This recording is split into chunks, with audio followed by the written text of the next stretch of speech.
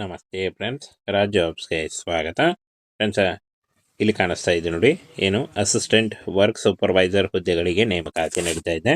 Both male and female, ಪುರುಷ ಮತ್ತು ಮಹಿಳಾ ಅಭ್ಯರ್ಥಿಗಳು ಇಬ್ಬರು ಅರ್ಜಿಗಳನ್ನ ಸಲ್ಲಿಸಬಹುದು. ಸಂಪೂರ್ಣವಾಗಿ ಈ ಒಂದು ಹುದ್ದೆಗಳು ಕಾಯಂ ಉದ್ಯೋಗಗಳಾಗಿರ್ತವೆ, ಹಾಗೆ ಸರ್ಕಾರಿ ಉದ್ಯೋಗಗಳಾಗಿರ್ತವೆ ನೋಡಿ. ಇನ್ನು ಸ್ಟಾಕ್ ಅಸಿಸ್ಟೆಂಟ್ ಹಾಗೂ ಸೂಪರ್ವೈಸರ್ ಹುದ್ದೆಗಳು ನೋಡಿ 390 ಹುದ್ದೆಗಳಿದ್ದಾವೆ. ಸಂಪೂರ್ಣವಾಗಿ ಈ ಒಂದು ಹುದ್ದೆಗಳು ಸಮಾಜ ಕಲ್ಯಾಣ ಇಲಾಖೆ ಹುದ್ದೆಗಳಾಗಿರ್ತವೆ. ಅರ್ಹ ಮತ್ತು ಆಸಕ್ತ ಅಭ್ಯರ್ಥಿಗಳಿಂದ ನೇಮಕಾತಿ ನಡೀತಾ ಇದೆ ನೋಡಿ. ಸ್ಟಾಕ್ ಅಸಿಸ್ಟೆಂಟ್ ಹಾಗೂ ವರ್ಕ್ ಸೂಪರ್ವೈಸರ್ ಹುದ್ದೆಗಳಾಗಿರ್ತವೆ. ಇನ್ನು ಈ ಒಂದು ಹುದ್ದೆಗಳು ಕಾಯಂ ಉದ್ಯೋಗಗಳಾಗಿರ್ತವೆ ಹಾಗೂ ಸರ್ಕಾರಿ ಉದ್ಯೋಗಗಳಾಗಿರ್ತವೆ ನೋಡಿ. 14,000ದಿಂದ 1,12,000ವರೆಗೂ ಪರ್ ಮಂತ್ ಸ್ಯಾಲರಿ ಆಗಿರುತ್ತೆ ನೋಡಿ. ಹಾಗೆ ಇಲಾಖೆ ಹೆಸರು ಮತ್ತು ಪೋಸ್ಟ್ ಸಂಖ್ಯೆ ನೋಡಿ. ಕೃಷಿ ಉತ್ಪಾದನಾ ಇಲಾಖೆಯಲ್ಲಿ 88 ಹುದ್ದೆಗಳಿದ್ರೆ, ಸರ್ಕಾರಿ ಇಲಾಖೆಯಲ್ಲಿ 18 ಹುದ್ದೆಗಳಿದ್ದಾವೆ. ಹಾಗೆ ಕೈಗಾರಿಕಾ ಮತ್ತು ವಾಣಿಜ್ಯ ಇಲಾಖೆಯಲ್ಲಿ 87 ಹುದ್ದೆಗಳಿದ್ದರೆ, ಜಲಶಕ್ತಿ ಇಲಾಖೆಯಲ್ಲಿ 121 ಹುದ್ದೆಗಳಿದ್ದಾವೆ. ಹಾಗೆ ಸಮಾಜ ಕಲ್ಯಾಣ ಇಲಾಖೆಯಲ್ಲಿ 36 ಹುದ್ದೆಗಳಿದ್ದರೆ, ಸಾರಿಗೆ ಇಲಾಖೆಯಲ್ಲಿ 40 ಹುದ್ದೆಗಳು ಖಾಲಿ ಇದಾವೆ ನೋಡಿ. ಒಟ್ಟು 390 ಹುದ್ದೆಗಳಿಗೆ ನೇಮಕಾತಿ ನಡೀತಾ ಇದೆ ನೋಡಿ. ಈ ಒಂದು ಹುದ್ದೆಗಳಿಗೆ ಆಯ್ಕೆ ಮಾಡಿಕೊಂಡು ನೀವು ಅರ್ಜಿಗಳನ್ನು ಸಲ್ಲಿಸಬಹುದು. ಇನ್ನು ಪೋಸ್ಟ್ ಹೆಸರು ಹಾಗೂ ಪೋಸ್ಟ್ಗಳ ಸಂಖ್ಯೆ ನೋಡಿ. ಸ್ಟಾಕ್ ಸಹಾಯಕ 45 ಹುದ್ದೆಗಳಿದ್ದಾವೆ. ಇನ್ನು ಮೀನುಗಾರಿಕೆ ಮತ್ತು ಅಭಿವೃದ್ಧಿ ಸಹಾಯಕ 33 ಹುದ್ದೆಗಳಿದ್ದಾವೆ ನೋಡಿ. ಮೀನುಗಾರಿಕೆ ಮತ್ತು ಉಪ ನಿರೀಕ್ಷಕರು 7 ಹುದ್ದೆಗಳಿದ್ದಾವೆ. ಹಾಗೆ ಮೀನುಗಾರಿಕೆ ನಿರೀಕ್ಷಕರು ಮತ್ತು ಕೃಷಿ ವ್ಯವಸ್ಥಾಪಕರು 3 ಹುದ್ದೆಗಳಿದ್ದಾವೆ. ಹಾಗೇನು ಜೂನಿಯರ್ ಸೂಪರ್ವೈಸರ್ ಮತ್ತು ಸಬ್ ಆಡಿಟರ್ 18 ಹುದ್ದೆಗಳಿದ್ದಾವೆ ನೋಡಿ. ಇನ್ನು ಫ್ರೆಂಡ್ಸ್, ಸಹಾಯಕ ಕರಕುಶಲ ತರಬೇತಿ ಅಧಿಕಾರಿ 60 ಹುದ್ದೆಗಳಿದ್ದರೆ, ಸಹಾಯಕ ಕೈಮಗ್ಗ ತರಬೇತಿ ಅಧಿಕಾರಿ 37 ಹುದ್ದೆಗಳಿದ್ದಾವೆ. ಕಾಮಗಾರಿ ಮೇಲ್ವಿಚಾರಕ 121 ಹುದ್ದೆಗಳಿದ್ದರೆ, ಮೇಲ್ವಿಚಾರಕ 36 ಹುದ್ದೆಗಳು. ಮೋಟಾರ್ ವಾಹನ ನಿರೀಕ್ಷಕರು 10 ಹುದ್ದೆಗಳಿದ್ದಾವೆ. ಹಾಗೆ ಮೋಟಾರ್ ವಾಹನ ಸಂಚಾರ ಸಹಾಯಕ 2. ಟೋಟಲ್ ಆಗಿ 390ಕ್ಕೂ ಅಧಿಕ ಉದ್ಯೋಗಗಳಿಗೆ ನೇಮಕಾತಿ ನೀಡ್ತಾ ಇದೆ.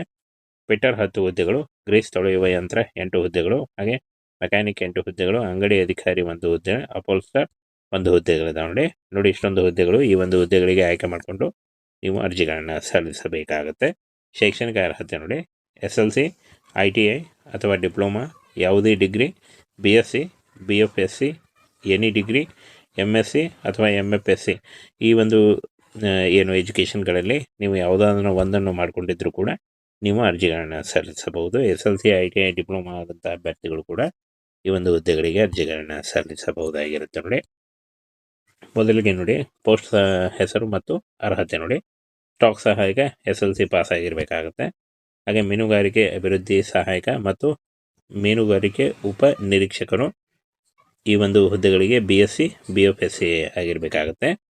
ಹಾಗೆ ಮೀನುಗಾರಿಕೆ ನಿರೀಕ್ಷಕರು ಕೃಷಿ ವ್ಯವಸ್ಥಾಪಕರು MSc ಅಥವಾ MFSc ಆಗಿರಬೇಕಾಗುತ್ತೆ. ಜೂನಿಯರ್ ಸೂಪರ್ವೈಸರ್ ಸಬ್ ಆಡಿಟರ್ ಈ ಒಂದು ಹುದ್ದೆಗಳಿಗೂ ಕೂಡ ಡಿಗ್ರಿ ಕೇಳಿದ್ದಾರೆ. ಹಾಗೆ ಸಹಾಯಕ ಕರಕುಶಲ ತರಬೇತಿ ಅಧಿಕಾರಿ ಮತ್ತು ಸಹಾಯಕ ಕೈಮಗ್ಗ ತರಬೇತಿ ಅಧಿಕಾರಿ ಈ ಒಂದು ಹುದ್ದೆಗಳಿಗೂ ಕೂಡ ಪದವಿ ಕೇಳಿದ್ದಾರೆ ನೋಡಿ. ಇನ್ನು ಕಾಮಗಾರಿ ಮೇಲ್ವಿಚಾರಕ SLC ಅಥವಾ ITI ಮೇಲ್ವಿಚಾರಕ ಈ ಒಂದು ಹುದ್ದೆಗಳಿಗೆ PUC ಆದಂಥ ಅಭ್ಯರ್ಥಿಗಳು ಅರ್ಜಿಗಳನ್ನು ಸಲ್ಲಿಸಬಹುದು.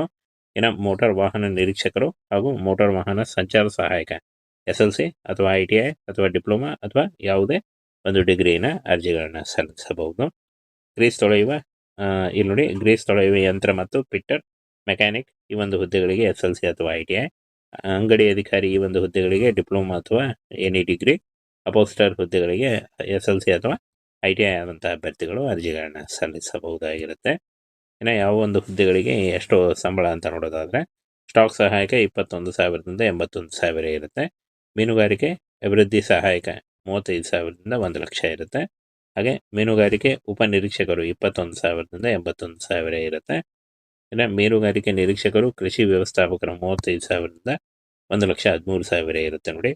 ಜೂನಿಯರ್ ಸೂಪರ್ವೈಸರ್ ಸಬ್ ಆಡಿಟರ್ ಮತ್ತು ಸಹಾಯಕ ಕರಕುಶಲ 19,000ದಿಂದ 63,000 ಪರ್ ಮಂತ್ ಸ್ಯಾಲರಿ ಆಗಿರುತ್ತೆ ನೋಡಿ.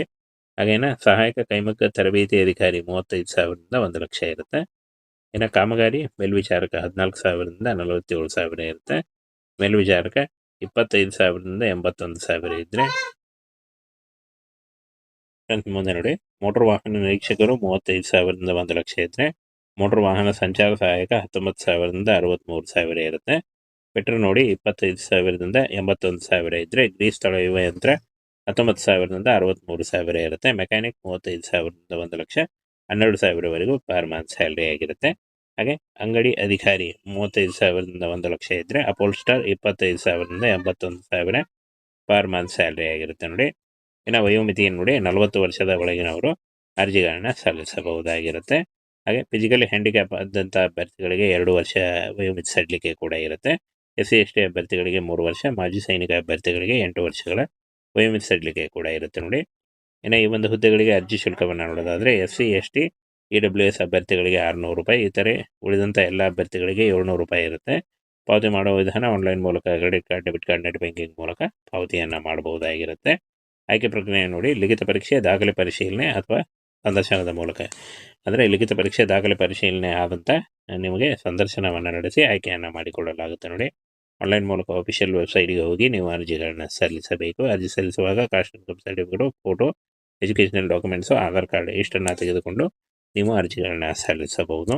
ಇಂಪಾರ್ಟೆಂಟ್ ಡೇಟ್ಸ್ ನೋಡಿ, 27/1/2026ರಿಂದ 25 ಫೆಬ್ರವರಿ 2026 ಅರ್ಜಿ ಸಲ್ಲಿಸಲಿಕ್ಕೆ ಕೊನೆಯ ದಿನಾಂಕ ಆಗಿರುತ್ತೆ ನೋಡಿ. ಈ ಒಂದು ಕೊನೆಯ ದಿನಾಂಕದೊಳಗಾಗಿ ನೀವು ಅರ್ಜಿಗಳನ್ನು ಸಲ್ಲಿಸಬಹುದು. ಹಾಗೆ ಇದುವರೆಗೂ ಯಾರು ನಮ್ಮ ಟೆಲಿಗ್ರಾಮ್ ಚಾನೆಲ್ನ ಜಾಯ್ನ್ ಆಗಿಲ್ಲ, ಈಗಲೇ ಜಾಯ್ನ್ ಆಗಿ ಹೆಚ್ಚಿನ ಉದ್ಯೋಗ ಮಾಹಿತಿಗಳಿಗಾಗಿ ಹಾಗೂ ಈ ಒಂದು ಹುದ್ದೆಗಳ ಬಗ್ಗೆ ನೋಟಿಫಿಕೇಶನ್ ಬೇಕಾದಲ್ಲಿ ನಮ್ಮ ಟೆಲಿಗ್ರಾಮ್ ಚಾನೆಲ್ನ ಜಾಯ್ನ್ ಆಗಿ.